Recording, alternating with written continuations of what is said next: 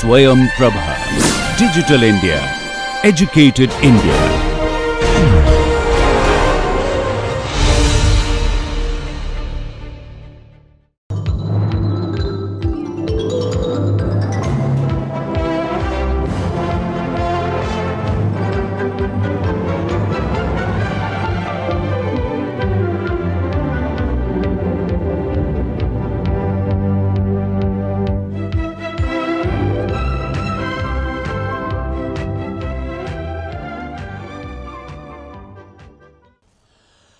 The external factors that influence change fall into four categories: fiscal policies, market factors, labor and technological innovations. Now, fiscal policies are essentially a reflection of the regulatory processes of the government, but market factors are those determined by the kind of supplier and the consumer and the infrastructure you have. Labor again has to do with regulatory processes and the supply side and the temperament and behavior. And of course, technological innovations we have touched upon briefly and we will come back to more of it. Fiscal policies govern things like interest rates, EXIM policies. By EXIM is meant export import policies, taxation structure, inflation, currency rates, and the list is long. The market factors are the customers, and one of the most customer driven outlets is McDonald's. McDonald's does not make a fetish out of selling just one type of food. If it discovers that a certain type of food sells, here we are to sell it. They are in the business of food, not chicken. Nothing wrong with either, but this is a conscious choice. Then there is a question of competition, pricing strategies of Pepsi and Coke reflects what competition can do to your pricing structure. Type of market, Ford, Aston Martin versus Taurus. Skill level of the employees is a major determinant of what labor can do. Typically, IT industry in India. Now, IT industry in India is to a very large extent bereft of the blue collar. There is no blue collar in the IT industry. So, the kind of labor which they have would require the conventional meaning of labor itself to be changed to be equivalent to, as I was telling you on an earlier occasion, personnel. So, labor is no longer labor, labor is personnel. Whoever works for an organization is the labor. Cultural diversity. People from certain type of cultures expect certain kind of work environment. Influx of more and more expats as well as NRIs shows growing opportunities in India, while declining opportunities in their motherland. This is what a popular perception is. After having stated it to you, I am going to just leave it there. An example here is the organizational changes that took place in McDonnell Douglas. US government being one of its major customers, the company was particularly sensitive to defense spending and international relations. At the end of the Cold War, with significant cuts in defense budget and reduced demand for military aircraft by the US Air Force, it resulted in losses of about $383 million. This resulted in selling of some of the business and reduced its workforce by almost 50,000. Technological innovation in the context of organizational change, therefore, was the answer which they saw. And as everyone knows, the subsequent history of McDonnell Douglas shows a shift from moving away from the Air Force. Now, that needs a change in technology. The kind of propulsion which you need in a jet fighter, you do not need in a Boeing aircraft. So, it really converges upon issues of technological innovation. Even in broadly similar technology, you have to suit what the market demands. May be narrowly defined and referred to as something as specific as chemical processes that create a certain product. May be broadly defined and as the general way in which an organization carries out such tasks, such as the use of robotics in manufacturing, and we have discussed them both. Organizational change is influenced by three features of technological progress. First, a point of saturation is reached with the present technology. In other words, the technology which you are using cannot undertake any further expansion. It is stretched.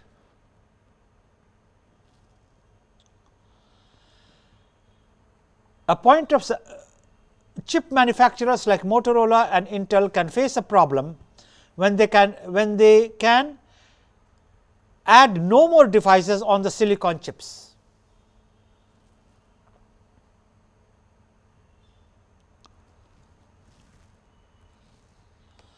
Technological innovation and progress follows a very distinctive pattern known as the S curve.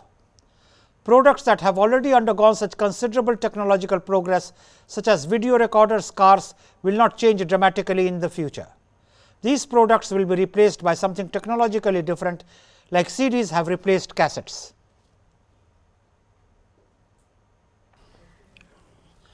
The important thing to realize is that there is such a thing as saturation of technology, both in terms of capacity and in terms of its upscalability.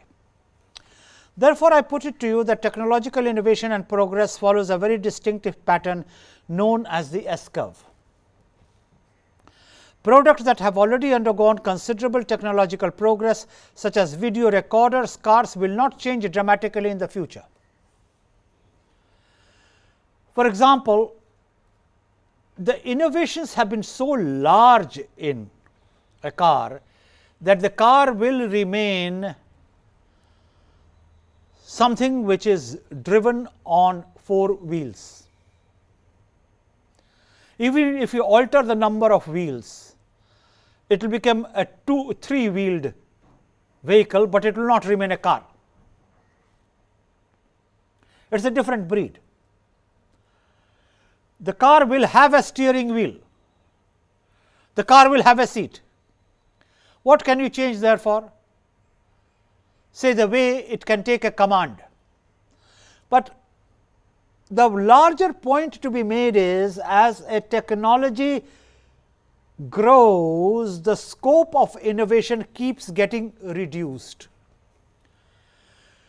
till that product itself gets phased out. Consider the storage industry, for example. There was a time where floppies were around and computers were geared to take floppies. Now, you can't find computers which take floppies. Then they moved on to CDs and DVDs, then the pen drives. Now, there is talk of disk drives. No storage device of an electronic variety has lasted for more than 5 years. Try to stretch your imagination to grasp what kind of responsibility it puts on the manufacturing system. If you are in the business of manufacturing floppies or CDs, then from the inception stage to the growth stage, you have to digitize the break even activities. And when you reached the peak, there was a plateau where you made your profits. And even before you could say Jack Robinson, the profits were set to decline because the technology itself had been phased out. The long and short of it is that technological innovation does not necessarily mean improving upon the same product. It can also mean an innovation which has to do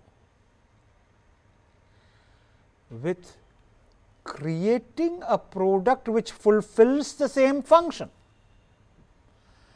And kindly note the distinction between the two. One innovation is within the broader parameter, like the way I am conducting this class. It would not have been conducted 15 years ago, and I doubt whether similar class will be conducted in a similar manner 15 years down the line. The life cycle of this kind of learning teaching process cannot be more than 10 years on the outside. So, where lie the answers? You alter the universe of the utilization of that technology. Like British Telecom phased out its equipment and sold them to a country in South America.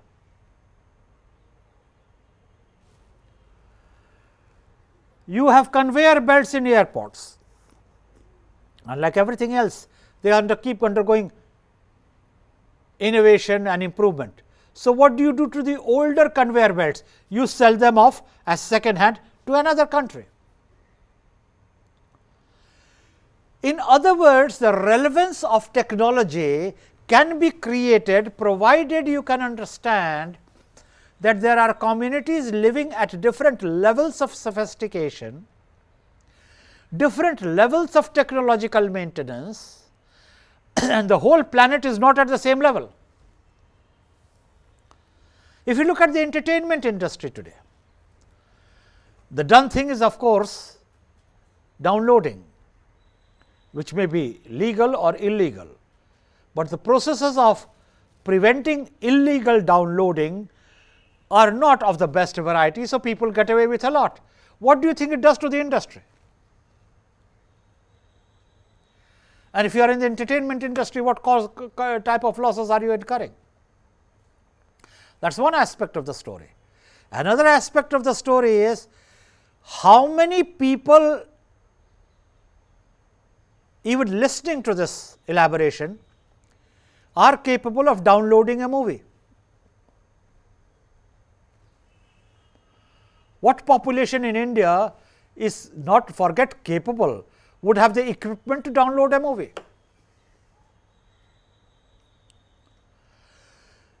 Therefore, technological innovation can also take place by altering your domain of sales. A point which is not well understood by many manufacturers, because they phase out their equipment even before it has run out its life, because they say the market is saturated. The market is not saturated. What is saturated is your area of operation.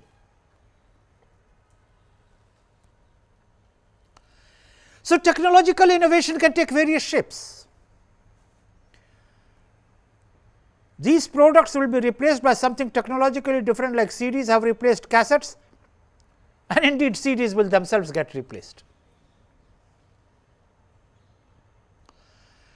Even in learning, teaching, instructional methodology, it is getting progressively difficult to get hold of a 35 mm slide projector. They do not keep them anymore. In fact, there is a constant pressure by the manufacturer to phase them out, so that their newer products can get more profits, and there is something terribly wrong with that. You create artificial scarcity to create a market of your own. This is happening all the time in the IT industry. This software has been upgraded, because you have to feel the power of that upgrade. So, you get that software and they say, now your hardware has to change. So, you get the hardware, and by the time you get your money for the hardware, they have further upgraded the software. So, they say, now to use the capacity of your hardware, you should also upgrade your software, and then you will have best performance. Very nice. Now, I will have the best performance, capable of comparing anywhere. Eternally you are upgrading this, to upgrade this, you upgrade that, to use this upgradation, you upgrade that. Eternally, what are you doing? You are lining his profits. They do that in the mobile industry.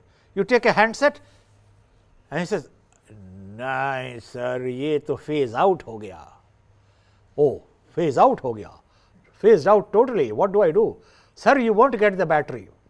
Long live Bombay. You go to the Princess Street and you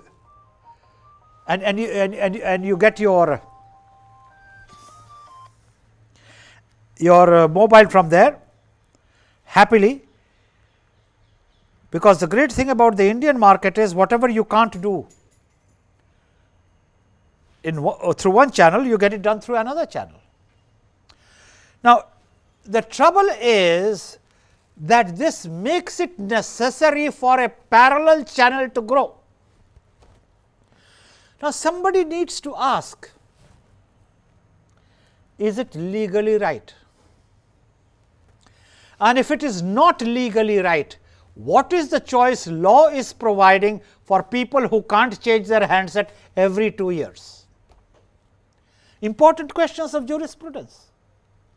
And if it is not possible to buy a new handset every 2 years, and you have to go through channels which the parent company does not recognize, to put it mildly, what is the safety of the battery you would get for that mobile? In other words, what is the trade-off between the regulatory system and the actual operation of the market forces? An important question which needs to be understood. And as students of management, these questions have to be posed to you, because they really mime the real world of conflict between the regulatory system and the operational system.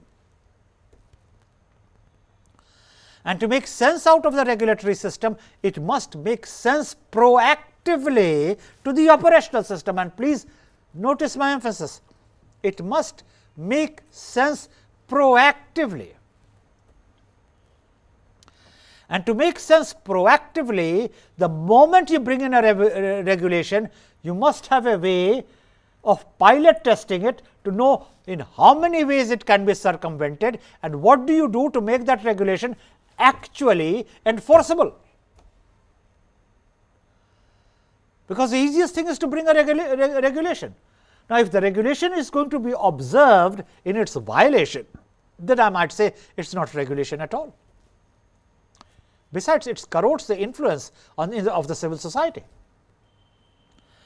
So, there is a quasi-legal aspect of all these changes which have to be understood, and to which the regulatory system has to respond. Third, at reaching the top of the S curve, a transition takes place where one technology is reaching its upper limit and the new technology is just developing. Be that as it may, change from friction based rail tracks to frictionless magnetic levitation tracks is an important example. I am giving you examples of the corporate environment from different segments, so that you do not believe that issues of technological innovation are a preserve of certain types of products. No, these are universally required. In fact, interestingly, they are also required in the service sector.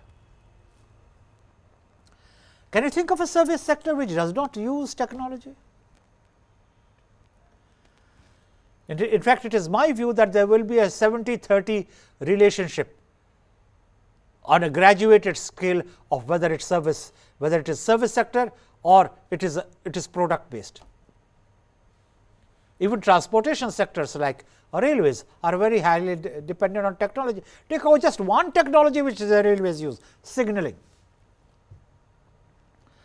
The kind of innovation and technological developments which have been taken place in signaling are so central that they are the ones which are actually determining the quality of accidents or the number of accidents which will actually take place. It is possible to link up signaling system with the track jamming system, and your parameters go up.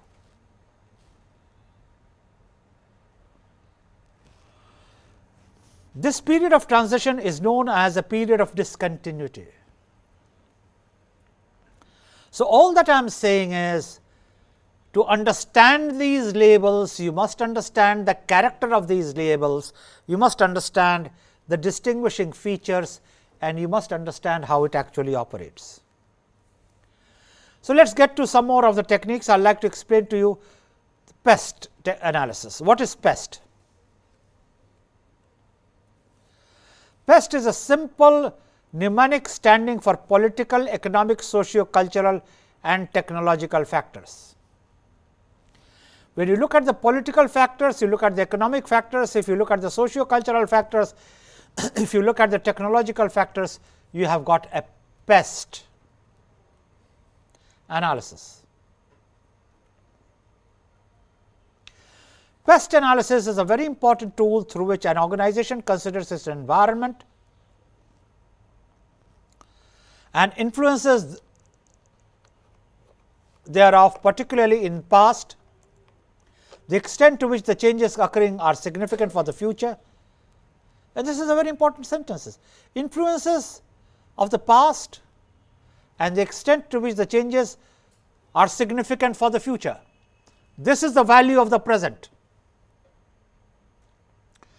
This is the world that is yours. When you can understand the environment and influences of the past which has shaped the present, and you can understand what you can do today to create a future. I will give you a very simple example which will make it easier for you to appreciate this kind of tense analysis, past tense, present tense, future tense. I call it the tense analysis. Your eat habits of childhood and youth will be one of the critical determinants of your health in adulthood and old age. That is how the past comes back to live. And if you had a youth where you say, I won't eat this sabzi and I won't eat that, and this doesn't taste nice and that tastes good, by all means, it's your freedom of choice. Be ready to pay the price, because your body at its growth stage needs a wholesome input of all the nutrients. I don't like bacon and I don't like cabbage, and the moment you give me cabbage, oh, I get put off, very stylized. It can be put on the fashion TV. Oh, you get put off. But the fact of the matter is that has ingredients which your body needs. So, you grew up between 16 and 19 avoiding all cabbages. So, when you grew up to be not so attractive, 46, you discovered it was aching here, it was shaking there, and it was doddering there. No cabbages for me, very stylized. That is how the past comes to live in you. That is what you do, visits you. Talking of smoking and alcohol is a passé today. These are trite examples. You can print whatever you want on a cigarette box. Tobacco is one of those eternal traits which have always been there. You don't have to smoke it. You can chew it. You don't have to chew it. You have to mix it with something else. The trade will go on. So will the impact of that habit. It is more important today to get focused on what everyday habits do to your future. You neglect your time of eating while you were chasing your career from 21 to 31. By the time you are 51, 1/3 of your intestine would have gone.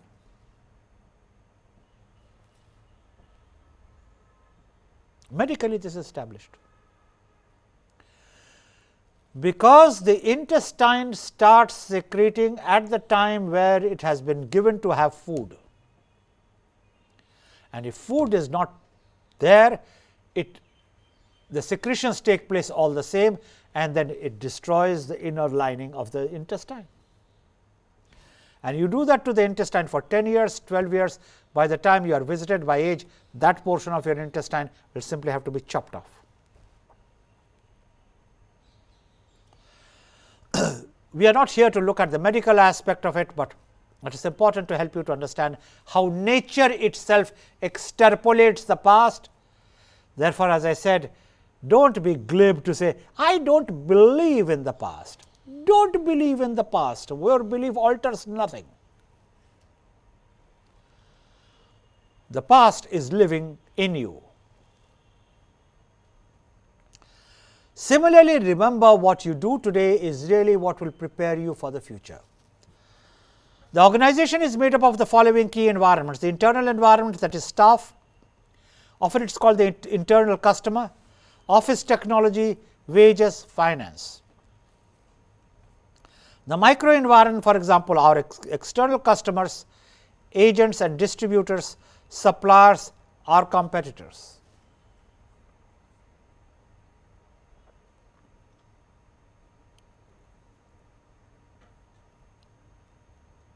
So, there is the internal environment, there is the micro environment, and there is the macro environment.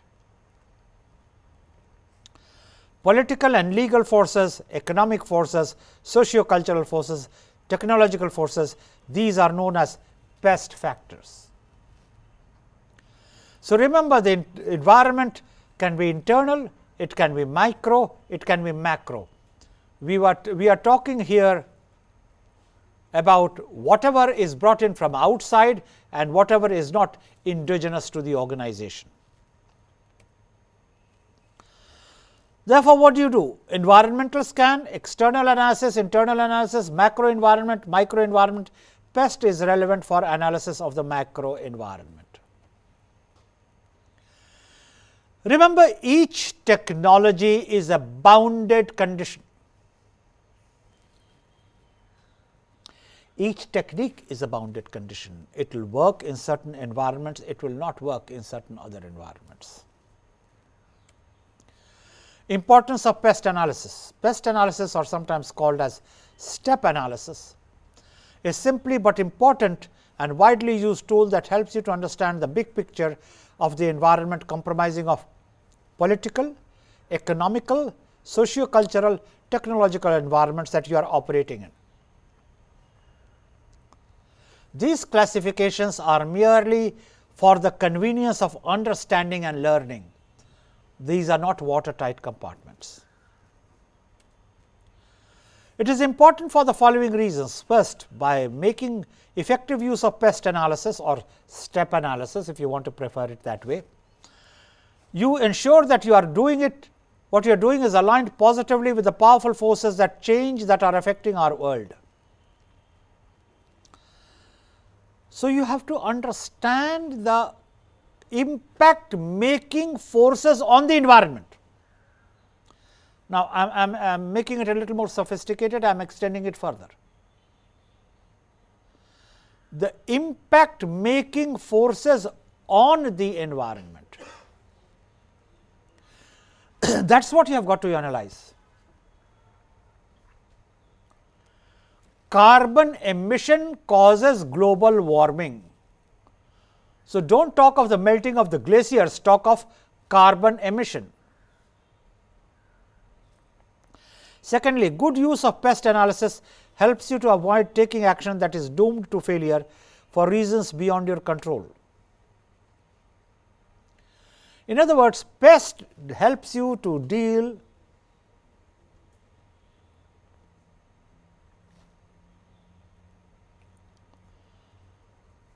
with a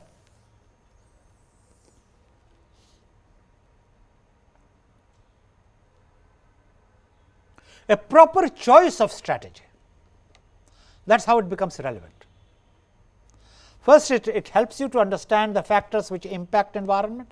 Second, it helps you to avoid taking action that is doomed to failure for reasons beyond your control. What are the reasons beyond your control? The environment. Pest is useful when you start operating in a new country or region. Use of pests helps you to break free of unconscious assumptions and helps you to quickly adapt to realities of the new environment. This is important. If you base your decision making upon an external data,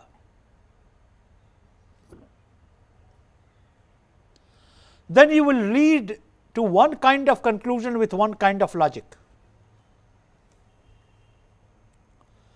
If on the other hand, you base your decision making upon your own equipment, your own capacity, your own tools and techniques, then you would be basing that choice on your own assumptions. Your assumptions will always be determined by your own experiences. Therefore, decision making must also be based on external, objective data.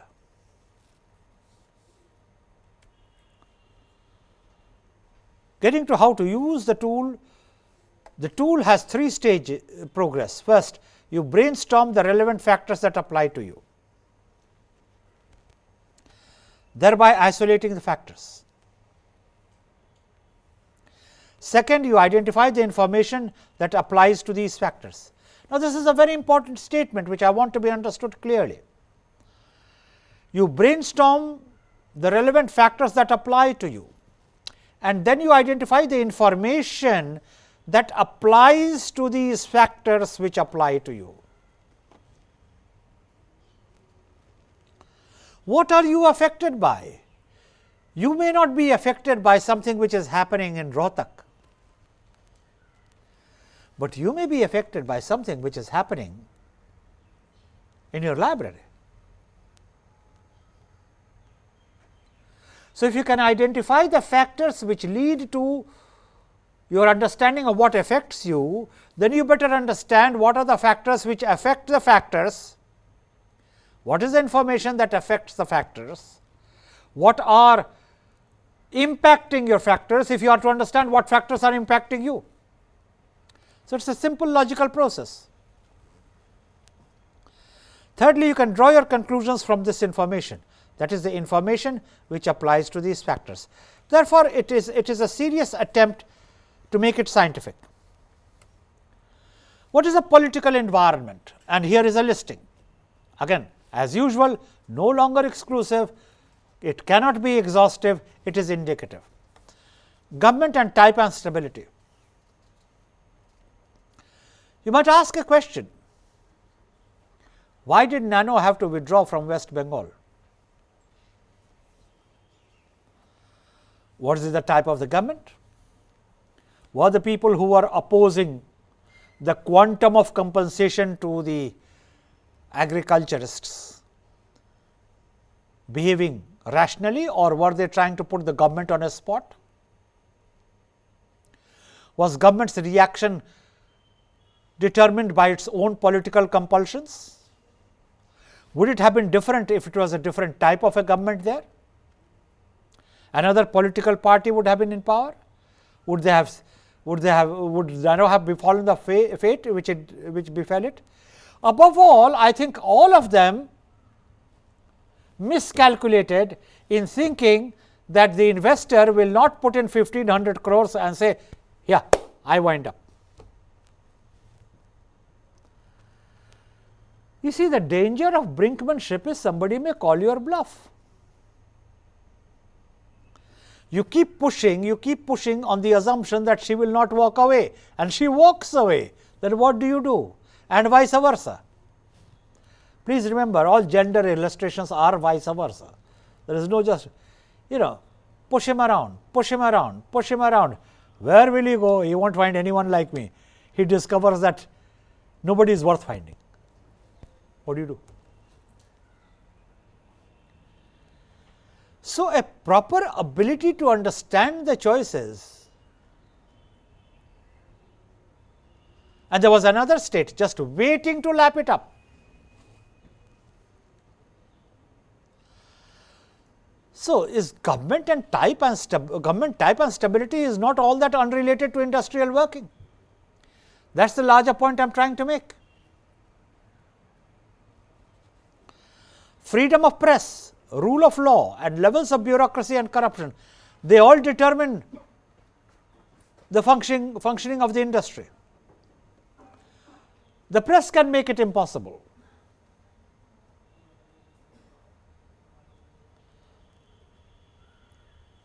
half the things which happened in the branding of the efficiency of the Commonwealth Games would not have happened if media had not played such a role in it.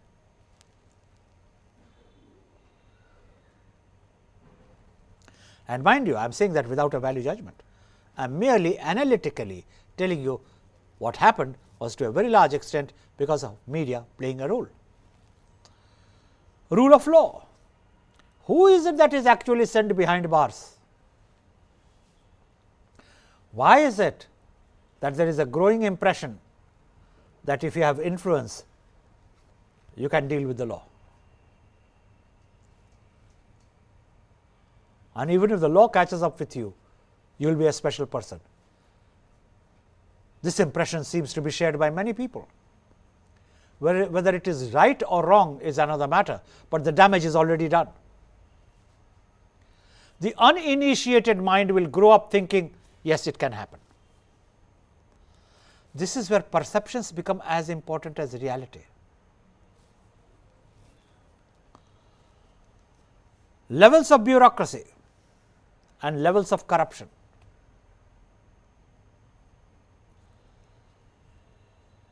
Now, these are such obvious everyday examples that I do not want to spend time elaborating upon them, but not to touch upon them would be to make your education and learning incomplete. Corruption is very much an environmental factor, and you can't do a session on environment without talking about corruption. And it comes in very many small and big ways. It comes by way of evading regulation, it comes by way of getting a permission, it comes by way of getting a document, it comes in all types of manners of favors and non-favors. And everyone starts participating and everyone starts condemning. What is left is a work style. So, somebody may say, no sir, I am not that way. You may not be that way. Yet the dominant perception again is that the majority of the of the stakeholders affected are willing participants in this. It is a perception. No survey has ever been carried out to discover whether this is right or wrong, because who would be acknowledged as corrupt and fill out a questionnaire, and promptly they would say, then evoke the law. You can't evoke the law even to the known defaulters, and even after evoke the law, the process of litigation outlives the lifespan of the human being. What kind of punishment can you get? If you go to the court of law at the age of 25 and litigation carries on for 60 years, what can happen to you? They pronounce your jail, you are dead anyhow, who can be sent to jail for you? You know, these are complex issues, there can be no overgeneralization. Regulation and deregulation trends, they affect the industry. And of course, the powerful industrial magnates know the only way to make their industry flourish is to get favorable regulations. And how do you get favorable regulations? You get favorable regulations by lobbying. How do you lobby? By being politically powerful. How are you politically powerful? By controlling the factors that affect. Simple mathematical equation, almost verges on the profound, but you do not have to put it like a mathematical equation to know how it works. Be that as it may be that as it may not be, I can't sit on judgment on anything. The truth of the factor is environment affects your industry, as I am illustrating how, and this comes under political environment. Social and employment legislation. In India, you return at a certain age, you retire at a certain age. In USA, to ask your age is an offense. Promptly you will be accused of discrimination on age. Two different environments, and of course, in India people retire at different ages. In some professions they retire at 58, in some at 60, in some at 62, in some at 65, some retire at 70. God knows how many types of demographic profiles have been discovered here. How come in some professions you can be working up till 70, and in some professions you are phased out at 58? Something needs thought there. Demographical factors do not change from profession to profession. So, you can be a vice chancellor till 70, but you can't be a teacher till 70. That is not all. In medicine you can go up to 70, but otherwise you go up to 65. Somebody should help reason all this out. I am sure there is a very deep reasoning, because it is under operation. So, everything which operates must have very deep reasoning, and it is not for me to question it, but please somebody should explain it to me. And not just to me, to anyone who is willing to listen. How come a bureaucrat retires at 62? Why can't he go up to 65? How is the job of a bureaucrat so different from the job of any other profession? I did not realize that the bureaucrat at the age of 62 has to do such strenuous physical exercise that he can't do it at the age of 63. What are these assumptions one is talking about? Yet, whether you agree with them or you do not agree with them, law is a law is a law. The social and employment legislation prevails. You can keep discussing it as long as you want. This is the way it is. Tax policy and trade-off and tariff controls all affect industry. Everyone knows tax policy. In fact, your tax policy is one in which holy cows are spared taxation, and the not so holy cows, especially if you are the salaried class, are taxed once, taxed twice, taxed 3 times, taxed 4 times, taxed 4 times, till you know all you are left with is a rump of what you earn. But there are professions where you do not need to pay any tax and you get away with it. And I am not spilling any trade secrets, any state secrets, everyone knows it is true. Is it not possible to have a political environment with equity? Be that as it may, or be it not be as it may, tax policy affects industry. That is the only relevant aspect. The rest is a debate, and you can go on debating till the cows come home. I am merely presenting to you debates which exist in the domain. I am not offering to you my opinion. Then there are trade and traffic control, tariff controls. Then there are environmental and consumer protection legislation. Self-evident, they do not need any elaboration. Likely changes in the political environment. Whether it is the left of the center which dominates, then you have one kind of legislation. If it is the right of the center, you have another kind of legislation, and in either case you are supposed to follow them dutifully. Then there is the economic environment, stages of the business cycle.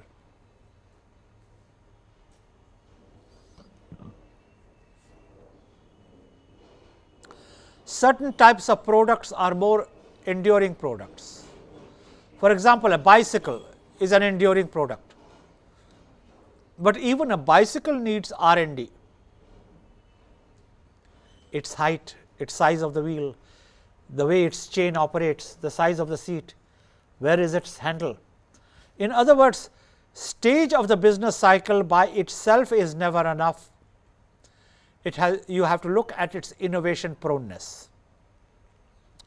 Then there are current and projected economic growths, inflation and interest rates affect everyone, affects your capital market. You suddenly discover that it is not worth investing anymore, because the rate of inflation mops up all your income of interest. So, if you invested 100 rupees in year X and you receive back 175 rupees in year x plus 7, that 175 goes less distance than what your 100 did in the year x, then why invest? And how do you know? Another example to show to you how current and projected economic growth, inflation and interest rates work. Unemployment and labor supply, they affect industry. Your labor supply determines what are the professions which will starve, what are the professions which will have a glut. There are parts of Europe where no mason is available. So, really speaking, if you want a good career, become a mason, but nobody wants to become a mason. There is a shortage of bus conductors, nobody wants to be a bus conductor. If at all they want to be a bus driver. So, what is the response of the industry? They have combined the job of the bus driver with the bus conductor. As you enter, you pay. Changes which are caused by the change in the environment. Labor costs, depends on what costs what. You buy a designer watch, your strap needs attention. They tell you that you will have to fly it to its manufacturer in country Y. You discover that your watch was only of $180, but flying your watch there for repairs will be $275. Go back to the Bombay market, they will fix your watch strap without violating the law at 50 rupees. And they are not violating any law. In other words, labor costs are a factor of the type of economy you are surviving in. It is only when you start seeing management from the prism of textbooks, especially textbooks published outside the environment in which you will be practicing management, that you think only of the structured processes. Believe me, there are as many unstructured processes, and that is what management education has to learn to teach its learner, and that is what I am trying to do with you. Levels of disposable incomes and income distribution. It has everything to do with certain types of interest. It has to do with the leisure industry, the kind of tourism that is practiced, the kind of travel people undertake, the kind of holidays people have, and then you see the emergence of holiday homes, time sharing. It's a flourishing sector, just rooted in type of disposable incomes and income distribution.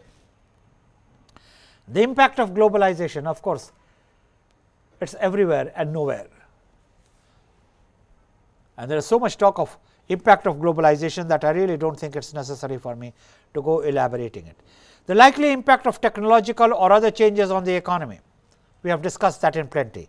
And finally, likely changes in the economic environment, where you channelize the distribution of money in the directions in which you think it needs to for the larger cause of the growth of the nation. We will stop there and we will come back to discussing the socio-cultural factors.